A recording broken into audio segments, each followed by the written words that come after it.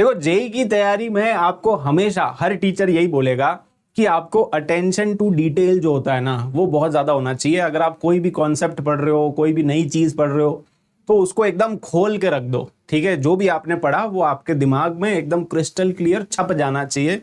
तभी हम लोग बार बार पूछते भी रहते हैं कि भाई कॉन्सेप्ट आपको चमक गया कि नहीं, है ना, अच्छे से चमका कि नहीं। तो यही एक मैंने अभी रिसेंटली 1-2 दिन पहले कम्युनिटी पोस्टिंग डाला था, जहां पे मैंने आपसे एक सीधा सीधा सवाल पूछा था।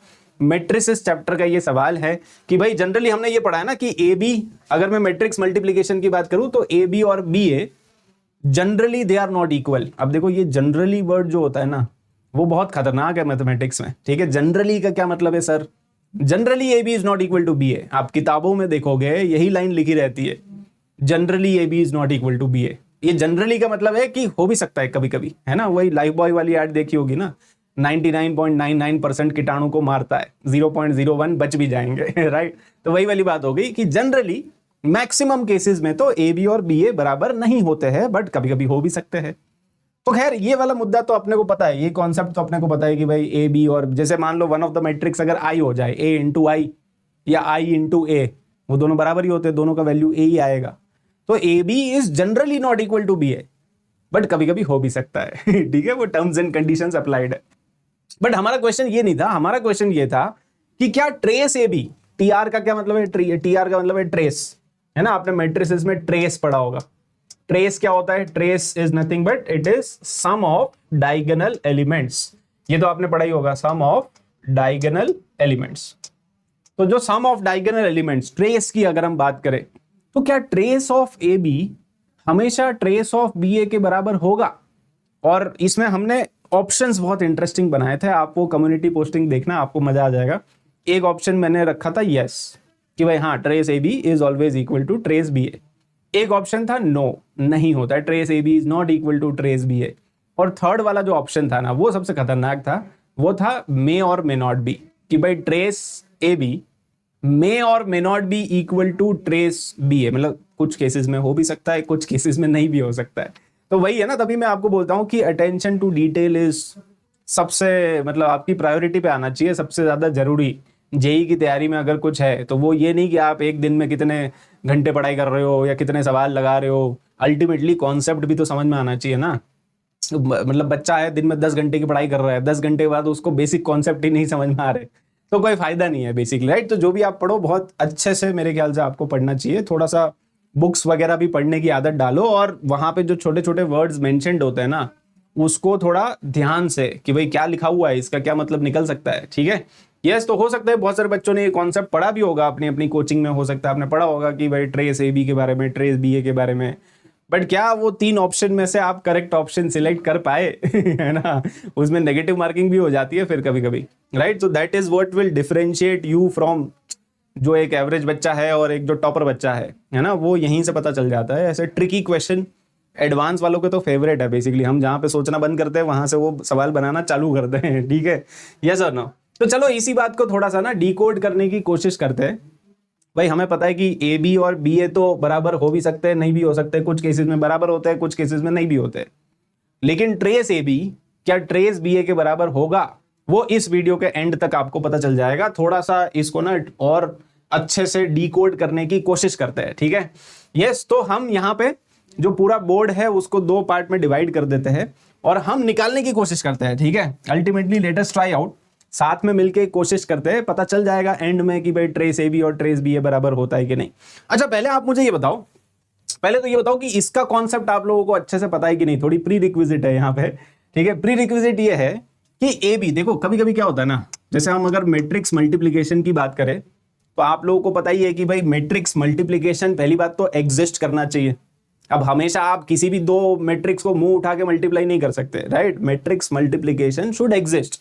जैसे मान लो कि एक मैट्रिक्स ए है, इसका ऑर्डर लेटर से m क्रॉस n है, तो इसका ऑर्डर n क्रॉस p है ना, ये दोनों नंबर सेम होने चाहिए, तभी आपका जो मैट्रिक्स मल्टीप्लीकेशन है वो पहली बात तो एग्जिस्ट करेगा, अदरवाइज मैट्रिक्स मल्टीप्लीकेशन एग्जिस्ट ही नहीं करेगा। तो यहाँ पे ए बी, अब कभी कभी देखो बहुत सारे केसेस में ऐसा भी होता है कि ए बी एग्जिस्ट कर रहा है बट बी ए एग्जिस्ट ही नहीं कर रहा है। एक एग्जांपल मैं आपको देता हूं, लाइक फॉर एग्जांपल मान लो कि आपका जो मैट्रिक्स ए है वो 2 क्रॉस 3 का है और जो मैट्रिक्स बी है वो 3 क्रॉस 4 का है, तो यहाँ पे ए बी तो एग्जिस्ट कर जाएगा, लेकिन आप बी ए निकालने की कोशिश करो, अपना जो बी है वो 3x4 का है और जो ए है वो 2x3 का है, तो ये दोनों बराबर ही नहीं है। तो जब ये दोनों बराबर ही नहीं है ना, इसमें ए बी तो एग्जिस्ट कर जाएगा इस एग्जाम्पल में, लेकिन बी ए एग्जिस्ट ही नहीं करेगा। तो ए बी और बी ए बराबर होना तो दूर की बात है, अगर ए बी एग्जिस्ट कर रहा है तो ऐसा भी हो सकता है कि बी आपका एग्जिस्ट ही ना करे, है ना। बराबर होना तो दूर की बात है, एग्जिस्ट ही नहीं कर रहा वो।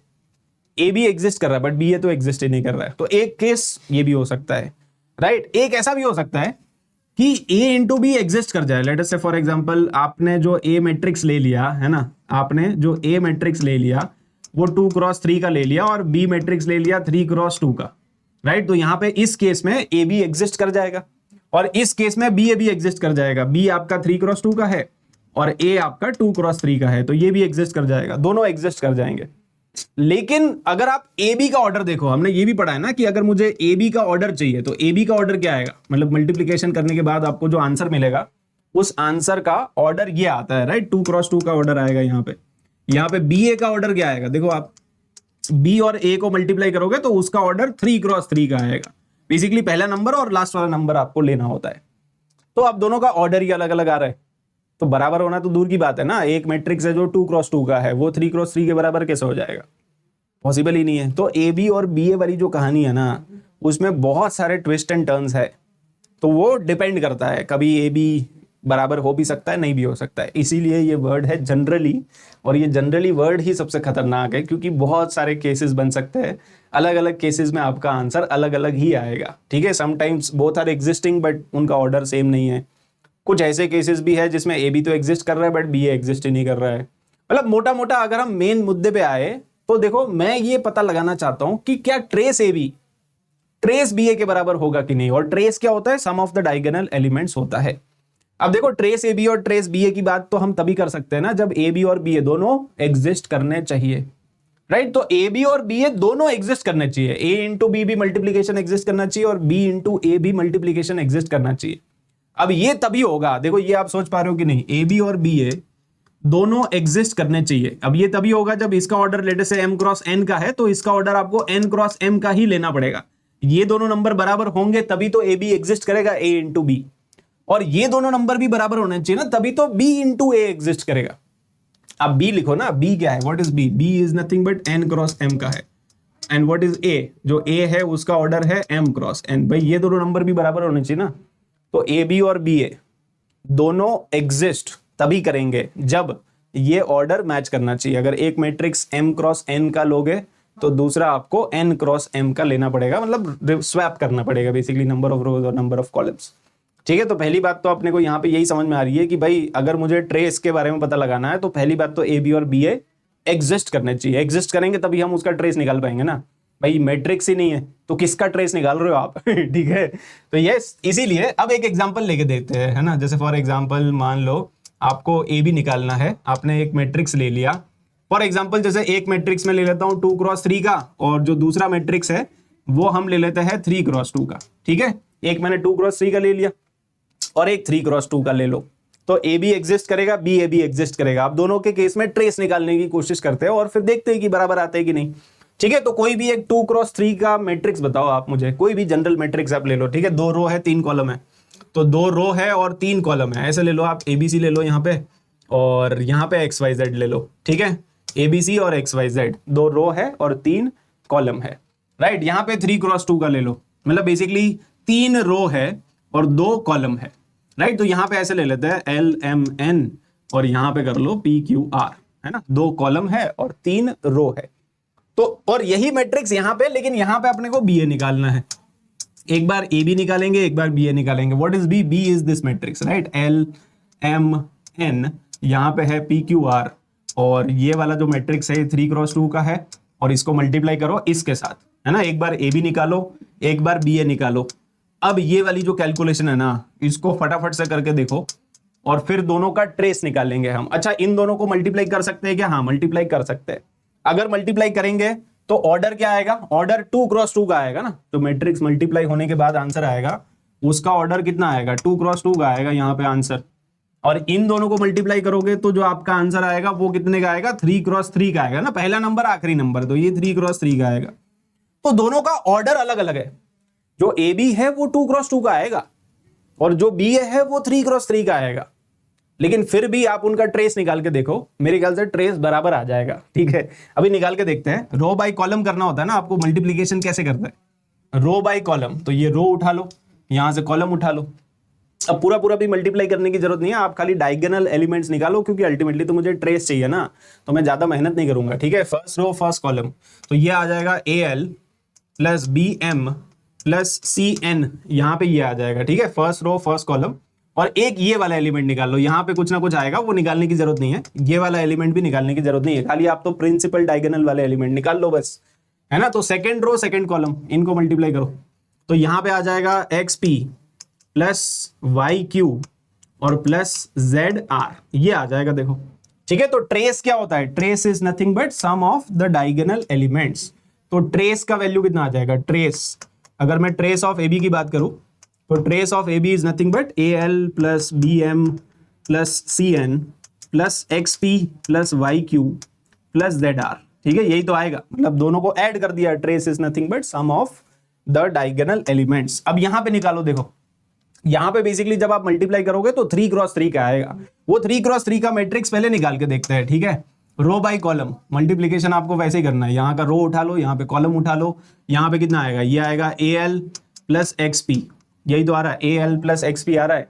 Similarly second row second column को मल्टीप्लाई करो तो ये वाला है 2 वाला एलिमेंट आ जाएगा, 2 मतलब सेकंड रो सेकंड कॉलम। तो सेकंड रो सेकंड कॉलम करेंगे तो क्या आएगा, ये आएगा B M, right, B M plus ये आ जाएगा वाई क्यू। ठीक है, B M plus Y Q, और यहां पे कितना आ जाएगा, यहां पे आ जाएगा C N plus Z R. अब देखो ट्रेस निकालो आप, तो ट्रेस का वैल्यू कितना आएगा, यहां पे अगर मैं ट्रेस निकालता हूं, ठीक है, let us try to find out trace. मेरे ख्याल से अब आपको दिख गया होगा कि दोनों का ट्रेस बराबर ही है। यहां पे ये आ रहा है ए एल प्लस आप देखो B M plus C N, ठीक है, प्लस फिर ये वाले elements X P Y Q और जेड आर। इसका ट्रेस देखो और इसका ट्रेस देखो, है ना, एकदम सेम टू सेम, है ना, एकदम जुड़वा। ठीक है, तो इसीलिए आपका जो ट्रेस ए बी आएगा ना, आप कोई भी एग्जांपल लेके देखो, ट्रेस ए बी और ट्रेस बी ए बराबर ही आएगा। बहुत ही इंटरेस्टिंग सी कहानी है। देखो इनके ऑर्डर तक सेम नहीं है, ये 2x2 का है, वो 3x3 का है, बट फिर भी आपका जो ट्रेस आएगा वो सेम ही आएगा। बस इसमें एक ही टर्म्स एंड कंडीशंस है। फाइनल कंक्लूजन क्या है, फाइनल बात यह है कि भाई अगर जनरली, है ना, जनरली हमने ये तो पढ़ा ही है, generally A B is not equal to B A B is not equal to B A, but trace A B जो होता है ना, trace of A B is equal to trace of B A, लेकिन इसमें भी terms and conditions है, right. ये दोनों बराबर तो है, लेकिन कब है, provided A B and B A should exist. ये दोनों क्या करने चाहिए, एग्जिस्ट करने चाहिए ना भाई। अगर मान लो मैट्रिक्स मल्टीप्लिकेशन ही पॉसिबल नहीं है तो आप किसका ट्रेस निकालोगे, जब मैट्रिक्स ही नहीं है तो आप ट्रेस निकालोगे किसका। ठीक है, और ए बी और बी ए दोनों एग्जिस्ट कब करेंगे, ए बी और बी ए एग्जिस्ट तभी करेंगे ना जब एक का ऑर्डर अगर ये है तो दूसरे वाले का ऑर्डर यही आना चाहिए, m क्रॉस n तो n क्रॉस m आना चाहिए। ठीक है ना, मतलब स्वैप होना चाहिए। अगर ये 2x3 का है तो ये 3x2 का होना चाहिए, तभी तो ए बी भी एग्जिस्ट करेगा। देखो ये दोनों बराबर है और ये दोनों भी बराबर है, तो ए बी भी एग्जिस्ट करेगा और बी ए भी एग्जिस्ट करेगा। तो अब आई होप कि आपको कॉन्सेप्ट पूरा समझ में आ गया कि भाई मैट्रिक्स मल्टीप्लिकेशन में तो मे और मे नॉट भी है, ए बी और बी ए बराबर हो भी सकते हैं, नहीं भी हो सकते हैं, है ना, ए बी एग्जिस्ट कर सकता है, नहीं भी कर सकता है, तो इसमें कुछ कह नहीं सकता, आपको पूरा मल्टीप्लाई करके ही देखना पड़ेगा। और ऐसे केसेस भी हमने देख लिया कि भाई कुछ कुछ केसेस में जैसे आपने ए इंटू बी निकाला तो ये तो 2x2 का है, और आपने बी इंटू ए निकाला तो ये 3x3 का है। तो दोनों मैट्रिक्स बराबर नहीं है, लेकिन दोनों के ट्रेस निकालोगे ना वो बराबर आएगा। तो trace of A B is always equal to trace of B A provided A B and B A should exist. तो अगर आपको ये कॉन्सेप्ट समझ में आ गया ना तो आप वीडियो को लाइक कर देना और चैनल को सब्सक्राइब भी कर लेना।